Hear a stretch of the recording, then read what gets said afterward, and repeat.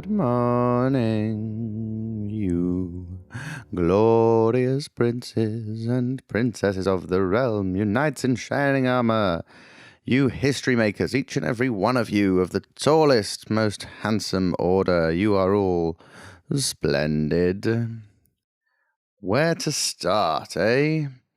The current manager of Everton Football Club, Mr. David Moyes, was once the manager of Manchester United, and like almost all football managers, he wound up pretty unpopular with the fans. Towards the end of his stint as manager, as United lay 7th in the Premier League with their lowest ever points tally and a win percentage of only a whisker over half, one Man United fan was interviewed outside the stadium after watching his team lose 2-1. The fan was asked if he had anything to say to the boss, David Moyes. His words have echoed through the annals of Premier League history. It's been almost 12 years to the day since he uttered those words, and they still float into my mind at least once a week. He said, "David Moyes, a monkey in a shoe could do a better job than you." A monkey in a shoe. A monkey inside a shoe. A free monkey, one not confined to a shoe, would be too good at managing Man United for the purposes of this parallel. If the Man United manager was a monkey that was inside a shoe, then that would be a more apt comparison to the standard of management that David Moyes was executing at Man United in 2014. However, crucially, the monkey in the shoe would still do a better job than David Moyes. David Moyes had been appointed at Man United as the successor to the great Sir Alex Ferguson. Sir Alex managed the club for 27 years and he was a relentless winner. His Man United team won the Premier League 13 times. No manager before or since has achieved even half that number. No managerial innings compares in terms of longevity and success anywhere in the world. In 2013, Sir Alex decided he'd done his time. He won one final Premier League for good measure and closed the chapter as the most successful manager in the league's history. It was the club executive's job, not Sir Alex's, to appoint his successor, but when the strategic genius of the past 3 decades offered his 2 cents on who they should go for, they didn't take his opinion lightly. Ferguson said, "Go for David Moyes." Now, Fergie's shoes were big boots to fill, and perhaps Moyes just didn't have enough monkeys. But he failed to fill those shoes. He was mercilessly sacked after 10 months, and his tenure will forever be remembered as an unequivocal cock-up. And this all makes me think, who would be a football manager? What other job consists of relentless scrutiny and abuse throughout, culminating in global denigration and the most public sacking imaginable? Yes, Sir Alex was in the improbable 5% of top football managers worldwide who are allowed to leave their jobs on their own terms. Most managers will suffer this perverse humiliation cycle 4 or 5 times over the course of a career. When David Moyes was dismissed by Man United, he decided to head somewhere less gloomy than Lancashire and took the job in sunny San Sebastian at Spanish club Real Sociedad. Real Sociedad are a middling team in the Spanish First Division, and it seemed like somewhere Moyes might be able to get his footballing ducks back in a row without such huge weight of expectation. Moyes managed exactly 364 days in charge before another brutal sacking. Today, Moyes is still very much going. He's been a football manager for 27 years, the same length of time that Sir Alex was at United winning everything, and Moyes has never won a single trophy. Well, actually, he did win a 3rd-tier European Cup with West Ham a couple of years ago.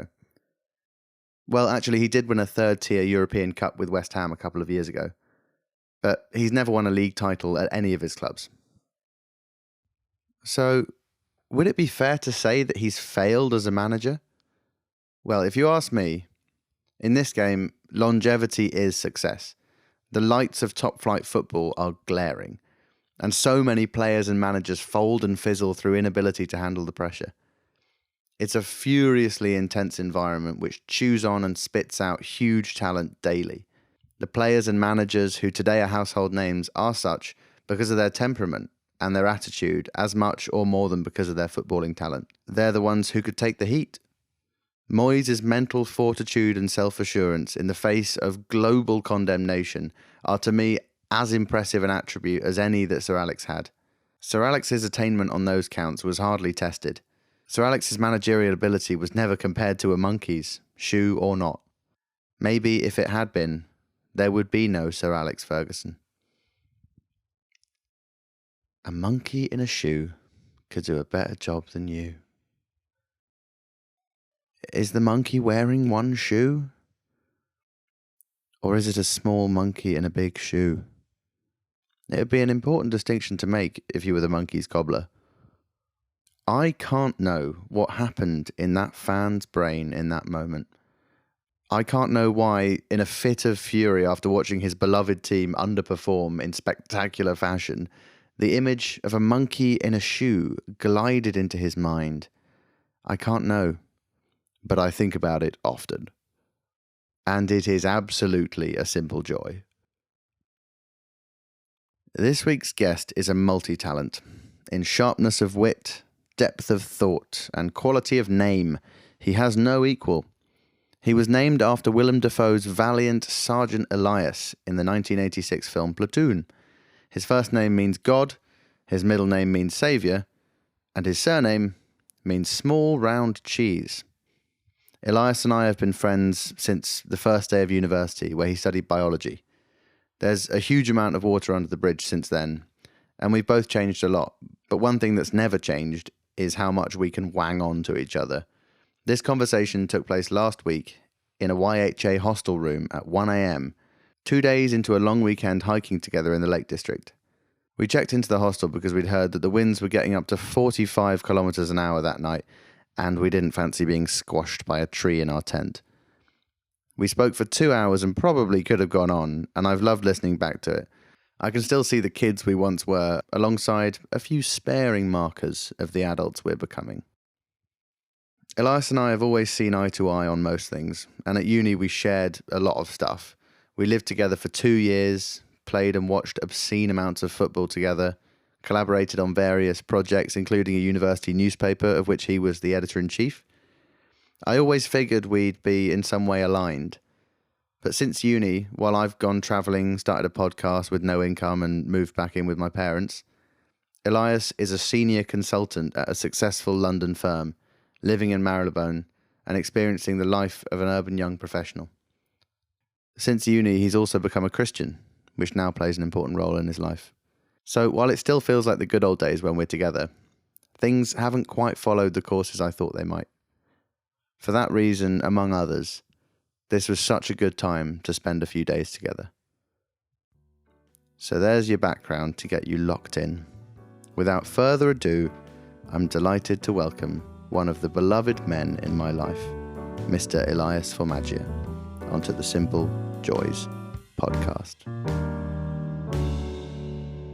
Like, if you love football, I think you're bound to kind of just love Messi more, because I think what he does on the ball is like otherworldly, whereas Ronaldo is just very, very good.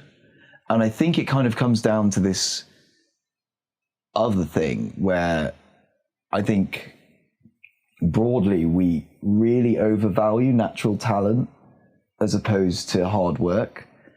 And I think there is something there in that it's way more sexy and way more desirable to be kind of nonchalant and really, really great at something than it is to like grind really hard and like be good at it. Because I would be the same. I think like if I turned up to something and someone's clearly kind of not trying that hard and they're really, really great versus someone who's clearly like, this is their whole thing. Like, I think there's something maybe that's socialized into us. Potentially, I think it's likely at school that trying hard is a bit lame. And if you can get good results without trying hard, that's definitely desirable. Yeah. If you don't care about it too much, you're not opening yourself up to the shame of failing, like as in the shape of like putting all of your eggs in one basket, it not working out, and then that's quite embarrassing. So there's a certain bravery to visibly grinding. Yeah, definitely. Because it's like, this is me I'm showing you my hand, I'm showing you my full potential. Yeah. This is the best I can do. Yeah. And that is somehow quite vulnerable. Yeah, definitely. Well, that's interesting. So you got big into films when you were like 12? I think it was a little bit earlier. What sort of films can you feasibly sort of watch and enjoy at the age of like 10? Well, so I think it started when I was about 4. And so this is one of the earlier memories that I have, is I was ill on school one day, and my dad was working from home, which is very, very ahead of the curve in 2005. He did that before it was cool. Home Office 2006. And I think basically I was a somewhat annoying child, and he was like, how do I get rid of this for 2 hours? And looked on Sky box office. Put on downfall. Yeah, exactly. And looked on Sky box office, and Casino Royale had recently come out. He had not seen it, but I think so it would have been a 12, which is pretty mad. That film should be definitely a 50. Yeah. Oh, for sure. And you were 4. I was 4, but like at the same time, like there are definitely 12 rated films out there that like are kind of fine. Like, and I think like there are loads of Bonds that are like rated a 12 that are like, I don't know, there's maybe a bit of blood in them somewhere or something, but like it's all very tame. Well, I don't understand how you can even understand anything. How much can you understand at 4? Like the 4-year-olds. I think I was a pretty precocious little fella. So you were fairly au fait with the concept of gambling. Roughly, mostly had your head around the rules of poker. Well, I put down sort of Das Kapital for 2 minutes and thought I could slum it with some Bond for a while. Yeah, so I think he hadn't seen it, and he was just like, right, I need to go and lock in for 2 hours. I'm going to chuck this on, and like this will keep him going. And obviously, as we all know, Casino Royale is pretty graphic. And there is one scene in particular which is pretty nuts. Oh, crikey. Where Bond is tied to a chair, getting whipped at his groin. This explains a decent bit. How did that impact you long term? Amazingly. Well, and then so I watched it. Don't think I really said anything about it. I think my dad probably asked me how it was. I was like, yeah, it was pretty cool. It's great, Dad. Did you give it a watch? I'm also 4 years old, by the way. He's getting film recommendation from his 4-year-old. He's like, listen, mate, you watch this before me. You tell me if it's any good, and then maybe I'll watch This is pure kino, man. He's multitasking, watching films. He's working, and he's just got someone to watch film with 4-year-old son. Yeah. Watch films for him and just be like, yeah. Is that worth it? Yeah, exactly. So I don't think he really clocked that anything weird had happened. And then I think I promptly went back to school the next day and started graphically describing the was he Le Chiffre? I think it's Le Chiffre. Like torture scene to my comrades in class.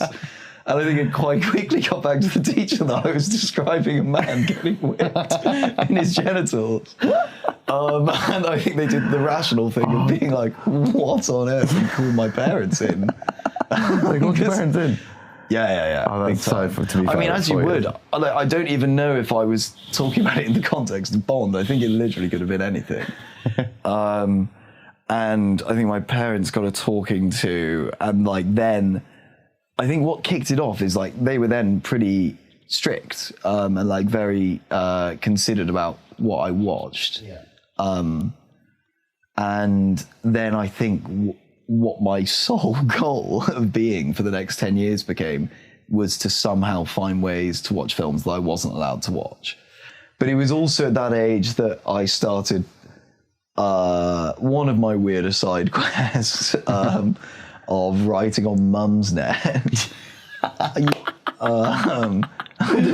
This is one of my favourite bits of lore that oh man, no, tell it. It's the best. For the listeners, so I was just still furious that I wasn't able to watch certain things, and I thought, and I also, it wasn't just that I thought that my parents were unreasonable, but I also think I kind of had a big philosophy about film classification, and at this age I thought actually you should be exposed to far more when you're younger, as it equips you to deal with things in life. I suppose being exposed to things like violence and complicated themes in the controlled setting of a film was preferable to encountering them fresh in life. And it's just by the time you were first tied to a chair and whipped, exactly. I knew exactly what Casino Royale at the age of 4. And so I thought I had to get out there, but I obviously knew that people might be quite skeptical of an 11-year-old boy's views on such a matter. So I took to Mumsnet under the pseudonym of Susan. A great choice. And got my thoughts out there, pretending to be, I think I was a mother of 2. Good. Safe bet. And had some of the more controversial takes, I think. So what exactly were you writing about the films? So I was writing about, as I remember it, I think it was kind of a bit like a Reddit for mums, and people would post something like, is the new season of Doctor Who okay for like my 7-year-old or something like this? And I think I would write things where it's like, obviously I did it in the least sort of tactful way possible, and it was like, showing Apocalypse Now to my 12-year-old boy was the best choice of my life. And shit like this. Very little time. I really wanted to watch Apocalypse Now. I thought that looked really cool. So you picked the film. So the films that you wanted to watch, you would preemptively write a Mumsnet post, extolling the virtues of showing this to children. Yes. In the knowledge that when you asked your mum if you could watch it, she would immediately Google. No. She wouldn't have gone to a forum like that. I think she was pretty independent in the way she would have thought about it. But I would use it as I would evidence my point. You would show it to her. Yeah, I'd be like, Mum, everyone's showing their fucking kid Apocalypse Now. Look at this is Susan again. This one really weird woman. Let's see what Susan has to say about this. You wait. Look. Yeah, exactly. Taxi Driver was another one that I wrote a lot about. That it's the same woman every time. It's just maybe the first 2 times she's like, Mum, fair enough. A little bit weird that it's by film number 7.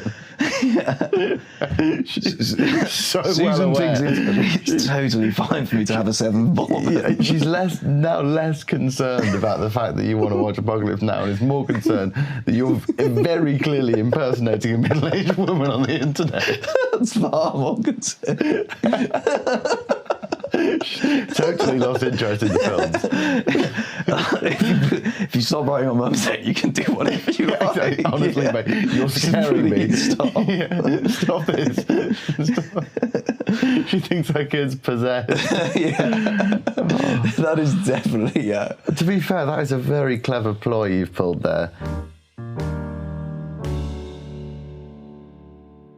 What I know is there are moments of just brilliance where I know if I've sort of encountered the idea of something, and I know if I go on YouTube, I'm going to find a 3-minute explanation of how to do something, and it's going to change my life. And this has led to 2 very clear simple joys for me. The first and best one, so this was the first thing that came to my mind when I thought of a simple joy, was folding T-shirts.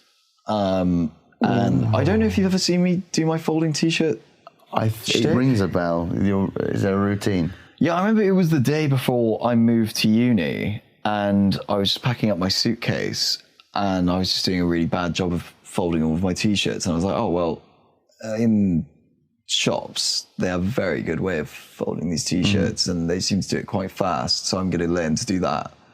2 minutes on YouTube, and I felt like I was the best person at folding t-shirts in the world. What's it's the technique? just amazing. So, I mean, you lay it out as you would wear it. You pinch a third up on length on the left-hand side, and you pinch the top, and you pull the top down to the bottom corner over the hand where you have the down t-shirt to the bottom left pinched. corner. Yeah, and then you pull both of your hands out to the side, and then you like fold it on itself. Just put your hands together. No, you pull it out, and then you can just kind of fold it onto a surface. Like this is where we can maybe do some require MP4. something visual. That is amazing. Like, it's so good. It's so fast. It makes all of your stuff look so much better. Like, whenever I see someone else's t-shirts folded, I just feel so smug. Really? Yeah. Is it 100% success rate? Yeah, more or less. That's wild. Pretty good My technique is not 100%. And so I really enjoy doing it, but I think also every time I do it, I'm so smug that I took those 2 minutes to learn to do it, and no one else really is doing that. And like, I've done that, and I'm going to have that for the rest of my life. So it's such a small time investment for such a huge material impact in your life. Benefit, yeah. It just never stops giving, and it's really fun, and it feels quite sophisticated. So would you say that is specifically the YouTube video, or is that the concept of a life hack in general?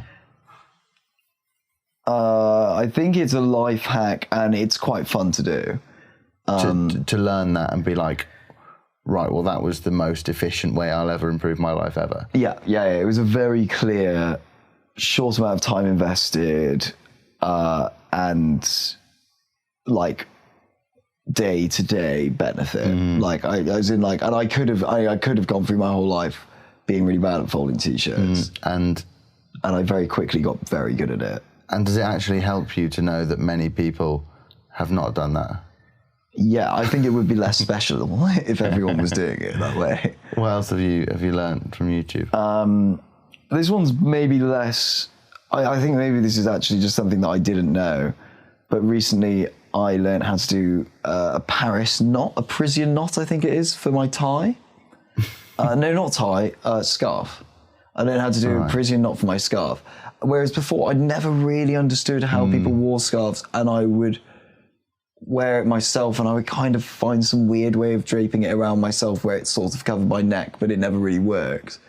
Or I'd just sort of wear it down on my sides, which I think looks a little bit gimpy. A little bit gimpy, I would agree. And I just was like, well, okay, this is definitely one of those things where I'll just go online and I'll immediately find something. And it was a YouTube short, and I did it, and it's great. And I love tying my scarf now. It's really great. How exactly does the thing go on? You like fold it in half and wrap it around your neck and tuck it through. Is that what a Parisian knot is? I think so, yeah. I don't want to. Are you shitting on my thing? On your parade, but that's really simple, right? Honestly, I think you may have been one of the last people in the world to start doing that. But I don't see people. I see so many dudes walking around with just their scarf down their sides, and that might be their choice. Their choice, but it doesn't look like it. And if it is, you think it's the wrong one. It's definitely the wrong one. Yeah. So just on that, like, do you think that the reason why people aren't seeking out the answers to these questions is out of laziness, just general sort of habit forming, or do you think they actually don't recognise that there's this gain to be had? Yeah, and I think that's true, and I think that there are likely tens of things in my life where this exists, and I am yet to. And you haven't seen it yet. I am yet to find them, and I'm so very much looking forward to it. That's a good way of looking at it. Yeah, trying to sort of looking forward to uncovering those things rather than being anxious about all the time you're wasting. Really stressing about it. I mean, it is definitely a thing with like learning to use sort of audio editing software. That's been sort of a big part of my life recently, and you do gradually, the amount of time that you're spending on things just kind of gradually sharpens in terms of you're initially taking huge amounts of time doing wildly unnecessary things. And it just takes time. Well, for me, it's just taken time for me to realize all the time that I've been wasting. And so initially, you just sort of put this massive time investment in. For the first couple of interviews I was editing, I would start again like 2 or 3 times because I would change things in either the wrong way, or I would basically make enough changes that actually the thing is worse than it was before, and I would save more time just completely binning everything I'd done. It wasn't a waste of time because I've learned some stuff doing that, but the process of getting better at it is just kind of, when you don't know anything about it, it's not that you don't know how to solve the problem, it's that you don't actually understand the problem. Yeah. Or perhaps you don't even can't even see that there is a problem. Yeah.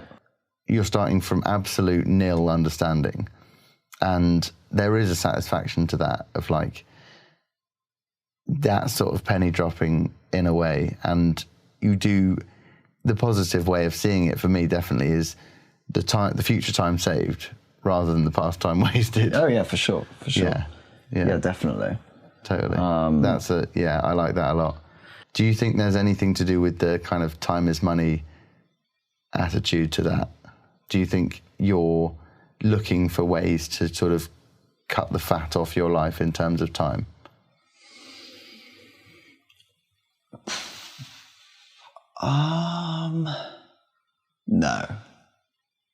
No, I don't think so. I'm pretty happy with being. Yeah, I don't think it's an efficiency thing.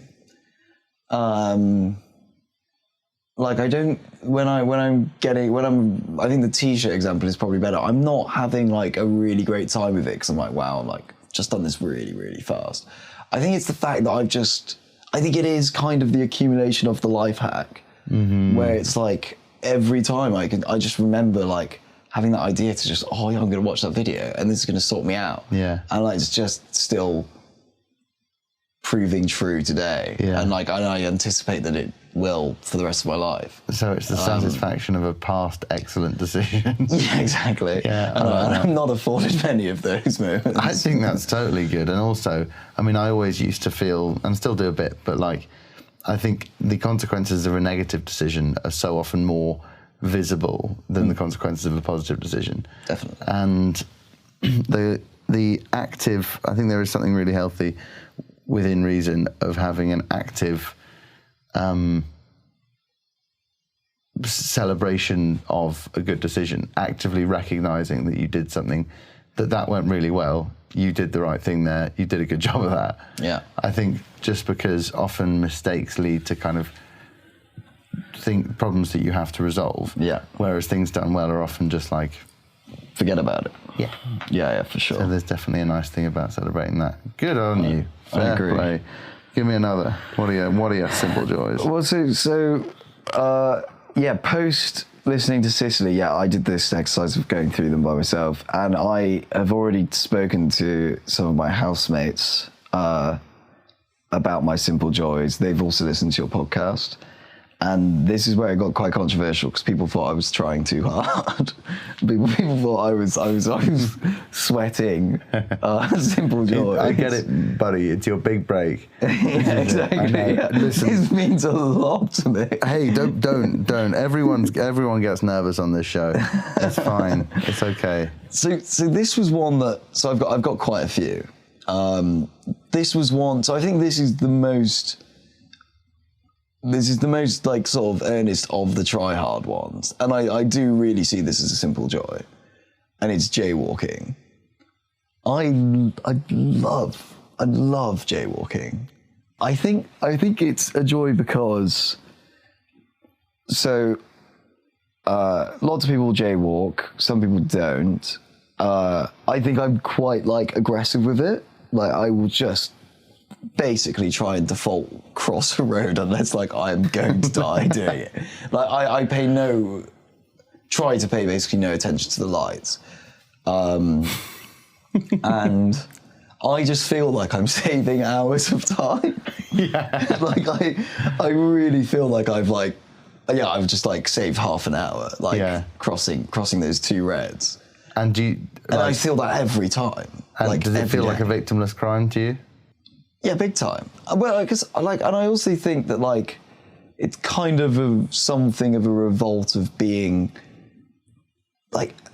So technically we don't. So in loads of countries in the world, obviously, they don't have traffic lights, and we don't really need them. Like what they are is a substitute for common sense. Yeah. So like if we're in a place where there's loads of traffic going through, and we rely on people to calculate it themselves, we're going to end up with X accidents and X deaths each year. And I think by introducing traffic lights, it's a broadly good societal thing. It will decrease the number of accidents and deaths from traffic. But like they're not needed. And I find it absolutely baffling when I'm at a junction and there is a red light that's telling you not to cross.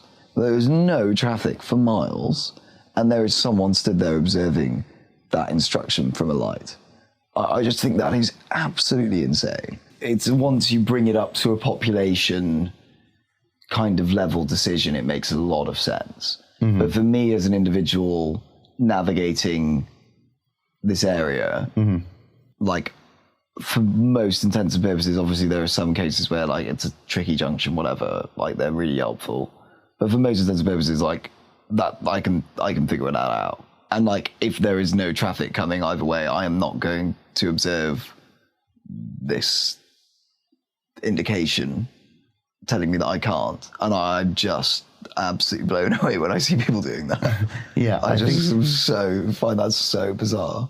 What I'm confused about the joy aspect is it feels more like the joy is in acknowledging an illogicality in the system. And saying and opting out of that. Yeah, I think that's true. Yeah. There is. Yeah, I think there's the thing that I mentioned before, which is, it actually doesn't really save you any time at all usually. But I feel like I'm saving time. But yeah, it's also the fact that like I know I've thought about this quite a lot, and like. I feel like, again, it's probably a bit of a smug thing. I think I quite like feeling smug. So I think maybe what's coming out of this, a pretty smug person. I think, just the feeling of being better than you. Exactly. Just how that feels for me. I don't like to make a generalization about a nationality, and I know that maybe this is a kind of a stereotype, a pre-existing stereotype, but I did find it in a way to be true when I lived in Germany. And I don't think we're punching down if we go for Germany. But when I was living in Munich, I would be maybe walking home from a bar or something at like 1 a.m, and not a single car on the street, and people would be standing waiting at a red man. See, I just like, I think I would crash out if I saw that. Like, it's one thing when it's middle of the day but like, that is just crazy. But it is genuinely considered, I think, that the way that we see the immorality of shoplifting, I think it's closer to that. Maybe I'm wrong, and I'm sure that's a generalization, but the thing that makes it like that is that it's something that's societally policed. Yeah. If you do that in the daytime, if you walk over on a red man, it's highly likely, in my experience, that someone will shout at you and tell you not to do that. Yeah, wow. And that, I mean, you could argue that you end up with fewer deaths on the road, and that has to be a net benefit. But I don't even know, because I think like, it might not even, because I think the way that I'm looking at it is very much, it's an outcome-based philosophy to it, Whereas I think theirs is some sort of process-based philosophy where there is some virtue in adhering to process, like potentially a really intangible one that sort of bleeds through the way you interact with society, and like actually having these sorts of things embedded into you is a broader societal good, even if maybe in this one instance, in this one dimension of traffic accidents, maybe it doesn't really change all that much. But the fact that people respect that has broader implications for how they interact within the population. Yeah, and I think that it's possible that there is a culture of rule following, and that can be effectively a tradition. And it, yeah, in some sense, it brings people together.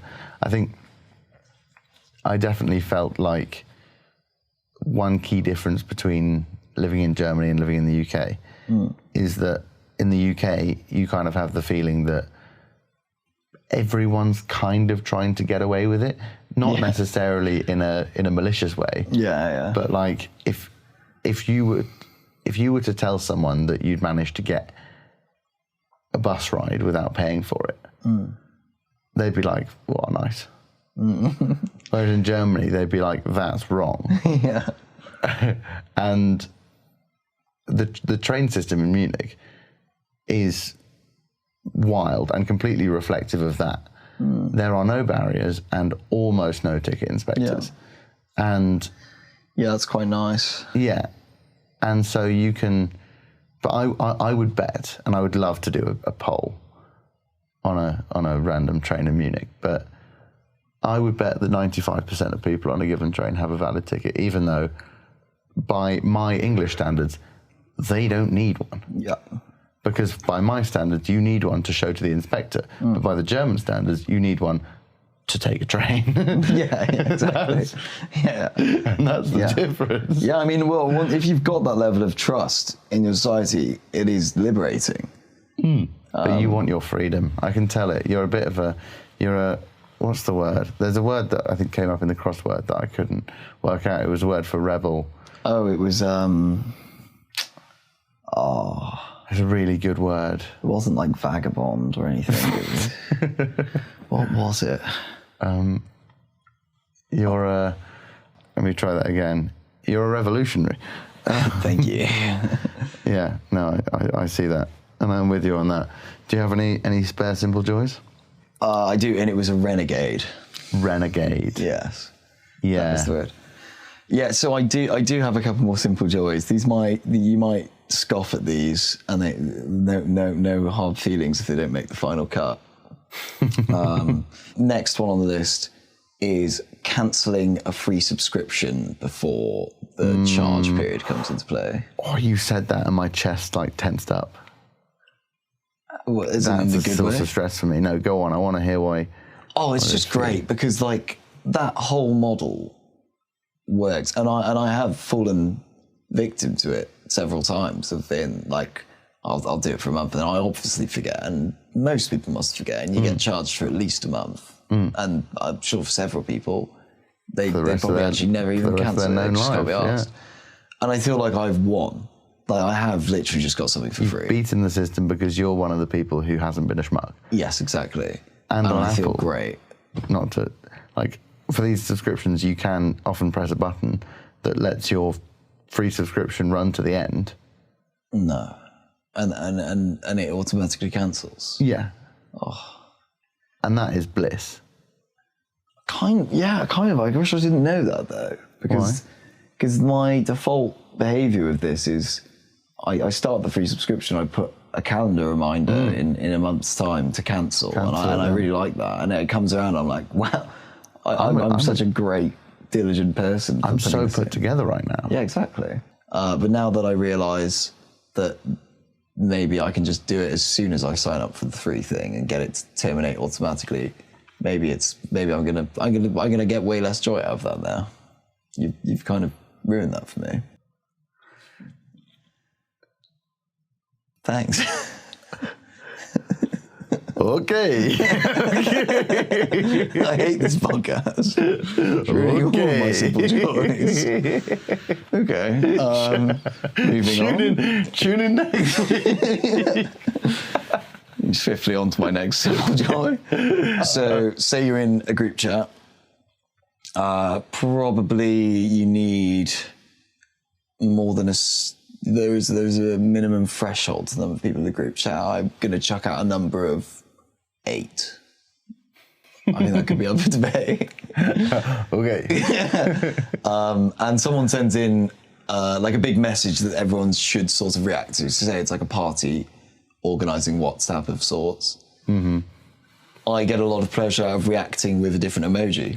Different emoji to everyone else. Yeah. So there's like 7 love heart reacts, there's like 2 thumbs up, and I have reacted with, I don't know, like a picture of some dice. Yeah, like, now that's freaky.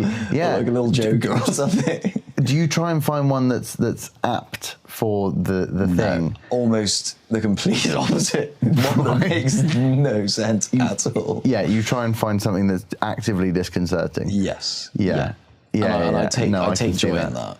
Yeah, I think that is a lot of fun. And there's sort of what that reminded me of is I find there's something really funny about incongruity generally. Okay. Just like something not fitting with, like, I like reacting to my own messages.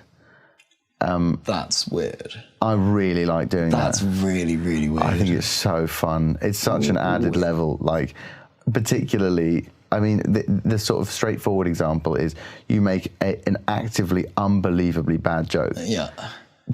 It's just really not funny, and then you just laugh, react to it yourself. I quite like that, actually. That's It's quite great. Good. Like, I might start doing that. Yeah, totally. You can add a totally new dimension to your own messages, and it's also super cool, and people will think you're really cool, really creative. Yeah, but what it also reminded me of was where I find incongruity the funniest is animals' faces. Okay. I think the best thing about dogs is that they can be in the most chill situation. Yeah. Everyone's chilled out. Yeah. And they can just have a look of complete panic in their eyes. I think that is what makes them hysterical. And I love to have a dog around just for that pure reason that they don't understand what's going on. Yeah. And they look, and it's very clear that they don't understand what's going on. No, it's true. Well, yeah, and it goes the other way. Like, you could be at a funeral and they're having the best time. Yeah, they're just chuffed to bits. Yeah, exactly. I think that is so much fun. Yeah, that's good. So you think that people are sort of lurking in group chats, admiring your... I don't think admiring. I wouldn't say that I'm expecting anybody to look at it and be like, oh... That was sick. That was a cool one. Yeah. How did he do that? Yeah, exactly. He's always finding the best emojis, this guy. You did it again. Do not scratch your eyes. No, I don't expect any appreciation. It's a thankless joy. I've never had anyone pull me aside and be like, don't react on that one. I think that I get quite a lot of joy from that. Yeah, so I plan to continue doing it. That's okay. That's all right. I've got 2 more. Uh-huh. I think these 2 are quite shit. Nice. I'm happy to take your final simple joy, or if you think it's shit. It's quite shit. Okay. So, the final thing that I really want to know is, how did you go about putting together a list of simple joys? Yeah. So, yeah, this was something I had a bit of back and forth with my housemates. And so there is an element of when I was compiling my simple joys list, was thinking, okay, what would I want to say on a podcast about my simple joys? Because one of my housemates was saying, like, oh yeah, you could talk about like making a cup of tea. And I was like, well, I mean, yeah, but like, surely that doesn't warrant being said. So I think there is an element of, I think, finding stuff that's maybe a bit unique to you. And I think there is a simple joy in having a bit of individuality to your simple joy. So I think so, like, as in, like, I wouldn't say, like, I love taking a shower, and I do like drinking tea, and I like drinking water after a run. But like, for me, those aren't. Maybe I'm just too pretentious, but like, they're not simple joys because they're too simple. That's too simple. As in, like, it almost feels like, yeah, breathing's all right. So I think when I was compiling my list, I was trying to identify things that I believe don't really require a huge amount of effort and consistently provide joy, that I think are somewhat unique to me. And I think there is really something about finding your own things that is quite joyful. Like, I think it kind of goes back to the t-shirt example. Like, there's something about the fact that, like, I think, like, I've done this thing, and, like, it's just kind of my thing that I get quite a lot of joy out of. In the same way that if the masses became educated on the t-shirt folding like method, I wouldn't find it nearly as good. And I think, correct me if I'm wrong, but you're arguing that is not a vanity thing. That is just there is a natural, obviously, so not that vanity is unnatural, but there's an organic, warm, good feeling, a joy that comes out of feeling like you're special. Yeah, I think you're probably quite charitable by trying to swerve it away from being a vanity thing. I think it's likely, well, it is a vanity thing. I think, like, I think I'm getting something out of the fact that it's my thing. Yeah. that I do, and I derive pleasure from, and that I've identified as like a source of somewhat unique pleasure. Yeah, but no, I do, like, there's a vanity thing to all the things that I do. Like, right now, my main things are podcasting, music, and stand-up comedy. Yeah. They're all forms of performance, and they all have quite a lot to do with vanity. Yeah. But when I'm writing for this podcast, or writing for comedy, I think maybe it's a better example to say writing for this podcast. I am proud of what I create in a major way because I believe that I am the only one who could have created it like that. Yeah. And whilst that is a vanity thing, it's also just a pride in your work thing. Yeah, vanity's not like, I mean, vanity in a lot of contexts is undesirable, but like, we all have ego, and like, it would be foolish to deny that there are nice things of that. Like, you can't divorce yourself from that ultimately. Completely. And in fact, I don't think you should. I think you will, the fact that you want, the result of you wanting to have some unique simple joys to say on the Simple Joys podcast is a real simple joy unto itself. It's a simple joy for me because it makes my job simpler. But then that's not to say that someone coming onto the podcast and saying my simple joy is making a cup of tea. I genuinely believe that will lead to a really good conversation, and that two different people both saying that their simple joy is making a cup of tea would lead to two different conversations, both of which are interesting. Yeah, I think that's fair. But the fact that you, out of vanity or whatever, wanted to have some unique simple joys that you thought would lead to good conversations, the result of that is that this is probably going to be better. Well, then if I'd said I liked making tea. Then if you hadn't wanted to do that, then if you hadn't wanted to put a bit of effort in effectively and try and come up with something. I'm the Ronaldo of the Simple Joys podcast. So far, you might be the Ronaldo of the Simple Joys podcast. It's not necessarily the jersey everyone wants. On episode 7. There you are, CR7. Oh yeah, bang. EF7. How long can I keep my title? Do I have to come back on swinging with another set of annoying fucking Simple Joys? From relegated to Fat Ronaldo. But no, in short, I think that's totally fine. And there's an element of creativity to coming up with Simple Joys. Would you agree? Yeah, for sure. Yeah. It's introspection. It's hard to find them. But it's also creativity. Yeah, and the last thing, I suppose, is did you enjoy it?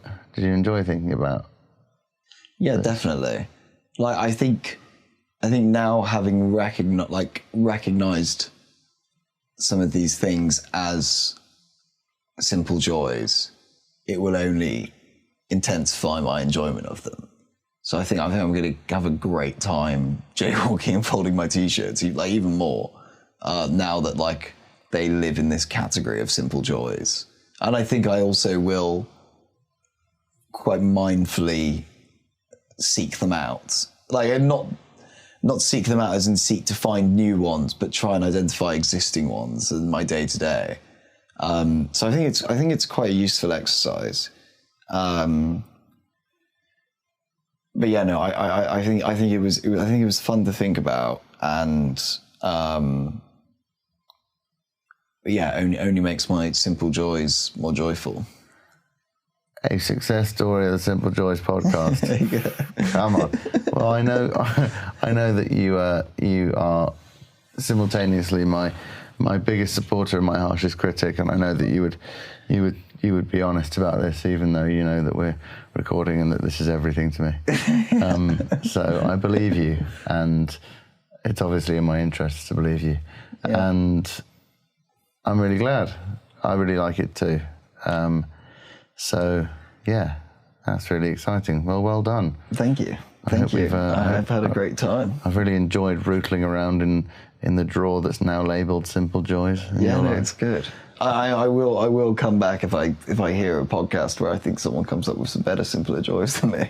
Yes, I will come back and win. Yeah, well, we'll be in touch. Okay.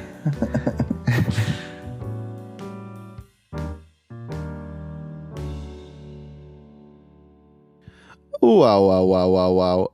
Oh, wow, what a whirlwind. I won't stay long. There aren't enough monkeys in the world to fill the shoes of that conversation. But just a few gorgeous thoughts to send you off into the big bad world with. I said it in that chat, but I truly do get a lot from actively recognising good decisions. Give it a go this week. When something goes well, which it will, however small, just take a moment to trace it back to the decision that you made that led you there. You don't necessarily have to think too much about the other decisions you could have made. You might like to, but you also might not. I find it's easy to get bogged down in what ifs. And this is also not an act of self-congratulation as such. There will have been an element of fortune in it, as in everything. So just recognise that the good thing that happened because of the choice that you made. Nothing major, no big party, no LinkedIn post. Just a little moment of recognition will do. Nice. Elias said he thinks he quite likes feeling smug. Smug is a bit of an ugly word, and it describes something a bit ugly. But in and of itself, I think it's mostly okay. Holding your individuality in high esteem, feeling like it's important to you to be you, is great. You probably shouldn't give it too much thought because it might stop you being genuine and you might start sort of doing an impression of yourself. But in and of itself, I think it's grand. When it spills over into excessive self-congratulation or wishing ill on others is when it probably isn't going to make you happy long term. Self-congratulation can feel a bit hollow and it can set you up to let you down when things aren't going quite so well. And negative feeling towards someone else is exactly that. It's negative feeling. and it's in you, it's not in them. Pushing down others doesn't raise you up. In fact, it drags you down. But smugness is at least half good. Elias is feeling that he's grabbed a problem like the t-shirt folding by the horns and resolved it for himself is a great thing to feel good about. And the fact that he did it so quickly too is a nice bonus. Finding ways to make life improvements like that is a bit like finding the sweet spot on a tennis racket. You hardly have to swing it and the ball goes flying. And by God, there is a simple joy in that. I'll leave you with that, you gentle gremlins. I hope this podcast has provided an adequate accompaniment to your weekly galosh polishing, or served as a companion while you basted a turkey, or bathed a Pomeranian. Go forth and prosper, you splendid Wendy's. I'll see you next week.